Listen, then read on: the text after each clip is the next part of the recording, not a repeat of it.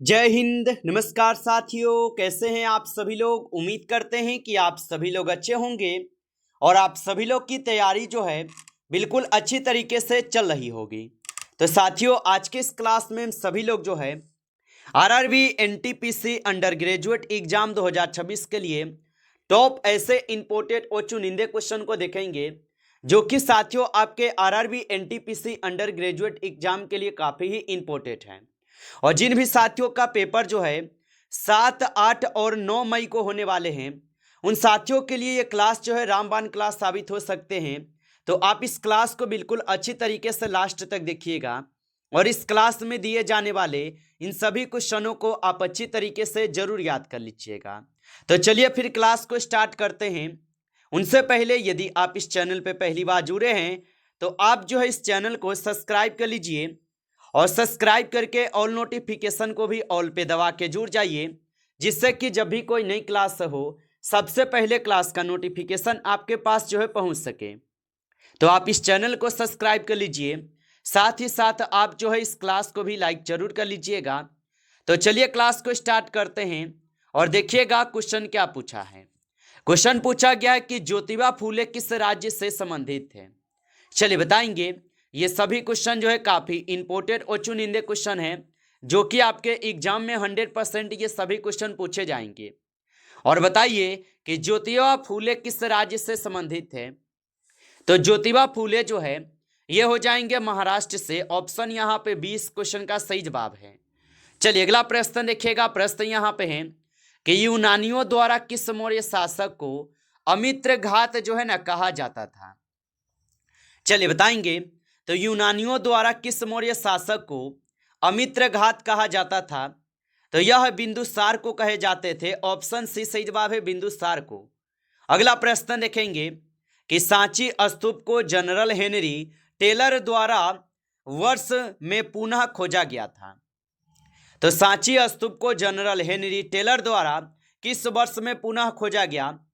तो इनको खोजे गए 1818 में। ऑप्शन यहाँ पे बी जो है इस क्वेश्चन का सही जवाब होगा, 1818 में होगा।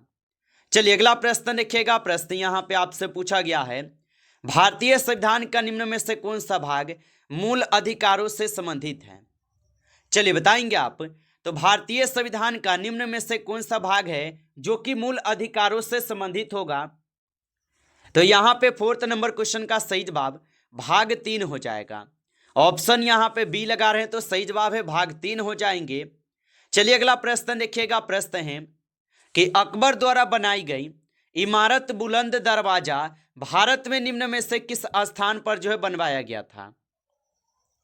तो अकबर द्वारा बनवाई गई इमारत बुलंद दरवाजा भारत में निम्न में से किस स्थान पर बनवाया गया था।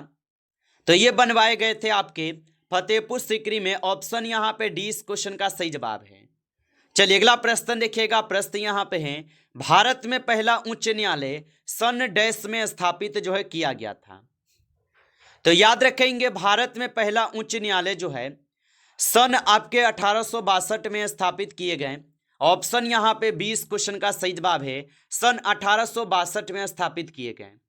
चलिए अगला प्रश्न देखिएगा। प्रश्न यहाँ पे आपसे पूछा है कि विजय स्तंभ किस राज्य में स्थित है। तो याद रख लीजिएगा कि विजय स्तंभ जो है ये हो जाएंगे आपके राजस्थान में। ऑप्शन यहाँ पे 20 क्वेश्चन का सही जवाब है, राजस्थान में हो जाएंगे। चलिए अगला प्रश्न देखेंगे। और अगला प्रश्न क्या दिया गया है कि पुर्तगालियों द्वारा श्रीलंका की खोज किस वर्ष जो है की गई थी। तो याद रखेंगे कि पुर्तगालियों द्वारा श्रीलंका की खोज किस वर्ष की गई थी। तो याद रखेंगे इनकी खोज 1505 में की गई थी। ऑप्शन सी सही जवाब होगा। अगला प्रश्न यहाँ पे है और प्रश्न है कि निम्न में से कौन सी नदी केरल राज्य में नहीं बहती है। चलिए बताएंगे। तो निम्न में से कौन सी नदी केरल राज्य में नहीं बहती है। तो याद रखेंगे पेन्नार। पेन्नार जो है ये केरल राज्य में नहीं बहती। अगला प्रश्न यहाँ पे आपसे पूछा गया है कि भगवान महावीर की शिक्षाओं के संकलन को क्या कहा जाता है। तो भगवान महावीर की शिक्षाओं के संकलन को क्या कहा जाता है। तो 10th नंबर क्वेश्चन का सही जवाब ऑप्शन सी करेंगे, अगम सूत्र कहते हैं। ऑप्शन सी सही जवाब है। अगला प्रश्न यहाँ पे है निम्न में से कौन वर्ष 1773 से 1785 ईस्वी तक भारत के गवर्नर जनरल थे? तो निम्न में से कौन वर्ष 1773 से 1785 तक भारत के गवर्नर जनरल थे? तो 11th क्वेश्चन का सही जवाब ऑप्शन बी है, वारेन हेस्टिंग्स होगा। ऑप्शन बी सही जवाब है। अगला प्रश्न देखिएगा, प्रश्न यहां पे है कि 1757 के प्लासी के युद्ध के बाद ब्रिटिश ईस्ट इंडिया कंपनी से कौन से प्लासी का बैरन बना? चलिए बताएंगे। तो 1757 के प्लासी युद्ध के बाद ब्रिटिश ईस्ट इंडिया कंपनी से कौन प्लासी का बैरन बना? तो याद रख लेंगे, यहां पे हो जाएंगे रॉबर्ट क्लाइव। ऑप्शन ए सही जवाब है, रॉबर्ट क्लाइव हो जाएंगे। अगला प्रश्न यहां पे पूछा गया है और प्रश्न है कि भारत के स्वतंत्रता सेनानी से लखनऊ में 1857 के प्रसिद्ध विद्रोह का नेतृत्व किसने किया था? तो याद रखेंगे कि भारत के स्वतंत्रता सेनानी ने लखनऊ में 1857 के प्रसिद्ध विद्रोह का नेतृत्व किया था। तो आप बताएंगे यह नेतृत्व किए हुए थे आपके बेगम हजरत महल। ऑप्शन ए सही जवाब है, बेगम हजरत महल होगा। अगला प्रश्न यहां पे है कि वर्ष 1930 में नमक सत्याग्रह का नेतृत्व निम्न में से किसने किया था?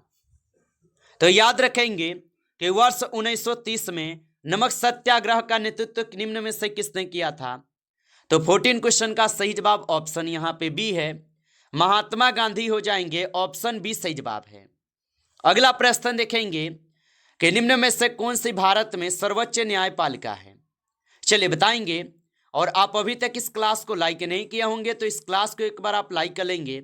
नए हैं चैनल पे तो चैनल को भी सब्सक्राइब करके ऑल नोटिफिकेशन को भी ऑल पे दबा के जुड़ जाइए, जिससे कि जब भी कोई नई क्लास हो सबसे पहले क्लास का नोटिफिकेशन आपके पास जो है पहुंच सके। तो आप इस चैनल को सब्सक्राइब कर लीजिएगा। और निम्न में से कौन सी भारत में सर्वोच्च न्यायपालिका है? तो 15 क्वेश्चन का सही जवाब सर्वोच्च न्यायालय होगा। ऑप्शन डी लगाए हैं तो सही जवाब है सर्वोच्च न्यायालय। अगला प्रश्न देखेंगे, 1882 में शैक्षिक सुधार के लिए हंटर आयोग की नियुक्ति किसने की थी? तो 1882 में शैक्षिक सुधार के लिए हंटर आयोग की नियुक्ति किसने की थी? तो 16 क्वेश्चन का सही जवाब ऑप्शन डी है, लॉर्ड रिपन किए थे। ऑप्शन यहां पे डी सही जवाब हो जाएंगे, लॉर्ड रिपन किए थे। चलिए अगला प्रश्न देखेंगे। प्रश्न यहां पे है कि ब्रिटिश कब्जे से भारत को आजाद कराने के लिए काम करने हेतु इंडिया हाउस की स्थापना कहां की गई थी? तो ब्रिटिश कब्जे से भारत को आजाद कराने के लिए काम करने हेतु इंडिया हाउस की स्थापना कहां की गई थी? तो इनकी स्थापना लंदन में किए गए। ऑप्शन यहां पे डी सही जवाब है, लंदन में होगा। चलिए अगला प्रश्न देखेंगे। प्रश्न है कि निम्न में से किसने 5 मार्च 1931 को लॉर्ड इरविन के एक साथ संधि पर हस्ताक्षर किए? तो याद रखेंगे कि निम्न में से किसने 5 मार्च 1931 को लॉर्ड इरविन के साथ एक संधि पर हस्ताक्षर किए? तो 18 क्वेश्चन का सही जवाब महात्मा गांधी जी हो जाएंगे। ऑप्शन ए सही जवाब है, महात्मा गांधी। चलिए अगला प्रश्न देखेंगे। प्रश्न है कि 4 वेदों में से किसमें बुरी आत्माओं और बीमारियों से बचने के लिए जादू मंत्र और तंत्र मंत्र का संग्रह है? तो याद रखेंगे कि 4 वेदों में से किसमें बुरी आत्माओं और बीमारियों से बचने के लिए जादू मंत्र और तंत्र मंत्र का संग्रह है? तो ये हो जाएंगे आपके अथर्ववेद में। ऑप्शन यहां पे सी सही जवाब है। चलिए अगला प्रश्न देखेंगे। प्रश्न है कि ब्रिटिश संसद ने किस वर्ष भारतीय उच्च न्यायालय अधिनियम जो है पेश किया? तो याद रखेंगे कि ब्रिटिश संसद ने किस वर्ष भारतीय उच्च न्यायालय अधिनियम पेश किया? तो 20 नंबर क्वेश्चन का सही जवाब ऑप्शन यहां पे जो है डी हो जाएंगे, 1861 में होगा। ऑप्शन डी सही जवाब है। चलिए अगला प्रश्न देखेंगे। प्रश्न यहां पे है कि 1192 ईस्वी में तराइन के द्वितीय युद्ध में पृथ्वीराज चौहान को किसने जो है यहां पे पराजित किया? तो याद रखेंगे कि 1192 ईस्वी में तराइन के द्वितीय युद्ध में पृथ्वीराज चौहान को किसने पराजित किया? तो इनको पराजित किए थे मोहम्मद गौरी। ऑप्शन यहां पे डी सही जवाब है, मोहम्मद गौरी किए थे। चलिए अगला प्रश्न देखेंगे। प्रश्न है कि भारत के किस भाग में आसफ जाही राजवंश के निजामों ने शासन किया? तो याद रखेंगे कि भारत के किस भाग में आसफ जाही राजवंश के निजामों ने शासन किया? तो 22 नंबर क्वेश्चन का सही जवाब ऑप्शन बी है, दक्कन प्रांत। ऑप्शन यहां पे 20 क्वेश्चन का सही जवाब है। चलिए अगला प्रश्न देखेंगे कि सैयद वंश का प्रथम शासक कौन था? तो सैयद वंश का प्रथम शासक जो है यहां पे हो जाएंगे आप सभी लोग का खिज्र खां। ऑप्शन यहां पे सी सही जवाब है, खिज्र खां होगा। अगला प्रश्न देखेंगे कि संविधान सभा ने भारत के संविधान को कब अंगीकार किया? चलिए बताएंगे आप। तो संविधान सभा ने भारत के संविधान को कब अंगीकार किया? तो 24 नंबर क्वेश्चन का सही जवाब ऑप्शन डी है, 26 नवंबर 1949 को। ऑप्शन डी सही जवाब है, 26 नवंबर 1949 को अंगीकार किए। चलिए अगला प्रश्न देखेंगे कि महाराष्ट्र में औरंगाबाद के पास एलोरा में कैलाश मंदिर किस राजवंश के राज्य द्वारा बनवाया गया था? तो महाराष्ट्र में औरंगाबाद के पास एलोरा में कैलाश मंदिर किस राजवंश के राज्य द्वारा बनवाया गया था? तो ये बनवाए गए थे राष्ट्रकूट के द्वारा। ऑप्शन यहां पे डी सही जवाब है। चलिए अगला प्रश्न देखेंगे। प्रश्न है, भारत के नागरिकों के लिए मतदान की न्यूनतम आयु क्या है? तो भारत के नागरिकों के लिए मतदान की न्यूनतम आयु क्या है? तो 26 नंबर क्वेश्चन का सही जवाब ऑप्शन बी है, 18 वर्ष। ऑप्शन यहां पे बी हो जाएंगे सही जवाब, 18 वर्ष हो जाएंगे। चलिए अगला प्रश्न देखेंगे। प्रश्न है, निम्न में से कौन सा विषय भारतीय संविधान की राज्य सूची के अंतर्गत आता है? तो निम्न में से कौन सा विषय भारतीय संविधान की राज्य सूची के अंतर्गत आता है? तो 27 क्वेश्चन का सही जवाब सी हो जाएंगे, कृषि। ऑप्शन सी सही जवाब है, कृषि होगा। अगला प्रश्न देखेंगे, वित्त आयोग में अध्यक्ष के अतिरिक्त अन्य कितने सदस्य होते हैं? तो वित्त आयोग में अध्यक्ष के अतिरिक्त अन्य कितने सदस्य होते हैं? तो 28 क्वेश्चन का सही जवाब ऑप्शन ए हो जाएंगे, 4 होते हैं। ऑप्शन ए सही जवाब है, 4 हो जाएंगे। चलिए अगला प्रश्न देखेंगे। प्रश्न है कि अकबर के शासनकाल के दौरान राजस्व मंत्री कौन था? तो अकबर के शासनकाल के दौरान राजस्व मंत्री कौन था? तो याद रखेंगे 29 क्वेश्चन का सही जवाब यहां पे टोडरमल हो जाएगा। ऑप्शन सी सही जवाब है, टोडरमल हो जाएंगे। चलिए अगला प्रश्न देखिएगा। प्रश्न यहां पे पूछा है, भारतीय संविधान में उल्लिखित मौलिक अधिकारों का उद्देश्य क्या है? तो भारतीय संविधान में उल्लिखित मौलिक अधिकारों का उद्देश्य क्या है? तो 13 क्वेश्चन का सही जवाब ऑप्शन ए हो जाएंगे, राजनीतिक लोकतंत्र की स्थापना करना। ऑप्शन ए यहां पे इस क्वेश्चन का सही जवाब है। चलिए अगला प्रश्न देखेंगे। प्रश्न यहां पे पूछा है कि 1976 का 40वां संशोधन अधिनियम भारत के संविधान के किस अनुच्छेद पर लागू किया गया था? तो 1976 का 40वां संशोधन अधिनियम भारत के संविधान के किस अनुच्छेद पर लागू किया गया था? तो ये लागू किए गए थे आपके 297 पे। ऑप्शन यहां पे बी सही जवाब है। चलिए अगला प्रश्न देखेंगे। प्रश्न यहां पे पूछा है, निम्न में से कौन सा विकल्प भारतीय नागरिकों के मौलिक कर्तव्यों के लक्ष्यों से संबंधित नहीं है? तो याद रखेंगे कि निम्न में से कौन सा विकल्प भारतीय नागरिकों के मौलिक कर्तव्यों के लक्ष्यों से शामिल नहीं है, संबंधित नहीं है। तो यहां पे इस क्वेश्चन का आप सही जवाब क्या करेंगे?